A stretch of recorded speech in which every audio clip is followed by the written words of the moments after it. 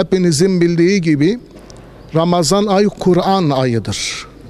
Kur'an'ın Peygamber sallallahu aleyhi ve selleme indirildiği mübarek Ramazan ayı, Kur'an ayı olması münasebetiyle özellikle Türkiye'mizde, camilerimizde belli vakitlerden sonra, farz namazlardan sonra, bazı camilerimizde de farz namazlarından önce mukabeleler okunmaktadır. Mukabele Hazreti Cibril aleyhisselamın Peygamber sallallahu aleyhi ve selleme getirdiği Kur'an ayetlerini, Kur'an surelerini her sene mübarek Ramazan ayı geldiği zaman karşılıklı olarak okurlardı. O güne kadar inen ayetleri Hazreti Cibril aleyhisselam Hazreti Peygamberimize okur. Peygamber sallallahu aleyhi ve sellem de o güne kadar inen ayetleri Hazreti Cibril aleyhisselama okurdu. Bundan dolayı mukabele Hazreti Cibril aleyhisselamın güzel bir davranışı, Peygamber sallallahu aleyhi ve sellemin de sünnetlerindendir.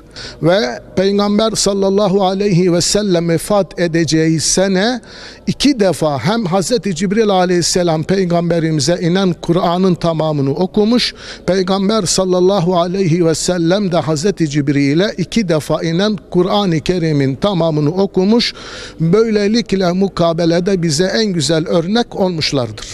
Ashab-ı kiram da bu geleneği devam ettirmişlerdir. Özellikle mübarek Ramazan ayında camilerimizde hafızlarımız tarafından mukabeleler okunurken cami cemaati tarafından da Kur'an'dan takip edilmesi de çok önemlidir. Zira hafızı dinleyen kardeşimiz eğer yanlışlıkları var ise bu sayede yanlışlığını gidermekte, Kur'an'ı daha güzel bir şekilde öğrenme ve okuma fırsatı da bulmaktadır. Ayrıca hafızları Kur'an'ı okumadan dinleyen kardeşlerimiz de büyük bir sevaba nail olmaktadırlar. Hanefi mezhebine göre mukabeleyi dinleyen kardeşimiz okumasa bile yine okumuş gibi hatim sevabını kazanmaktadır. Ayrıca Hazreti Peygamber sallallahu aleyhi ve selleme Kur'an inmesine rağmen o yüce Peygamber sallallahu aleyhi ve sellem Kur'an'ı başkasından dinlemeyi de severdi. O yüce Peygamber'in en çok dinlediği 2 ashab-ı kiramdan birisi Hazreti Abdullah bin Mes'ud, diğeri ise Useyd bin Hudeyr radıyallahu anh hazretleridir.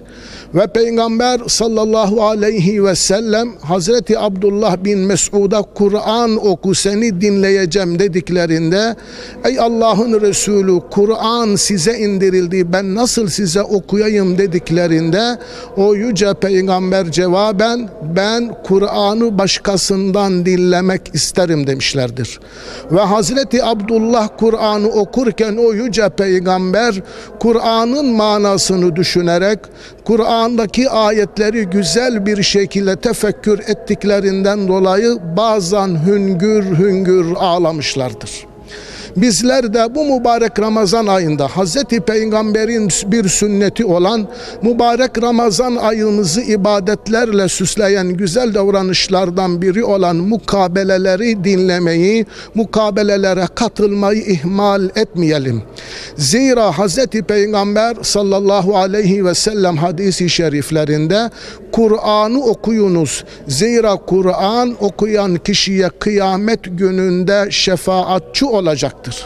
Onun için değerli izleyicilerimiz bizler de fırsat buldukça hafızların okuduğu mukabeleleri dinlemeyi ihmal etmemeye, hafızlar ile beraber hatmi şerifleri güzel bir şekilde okumaya gayret gösterelim.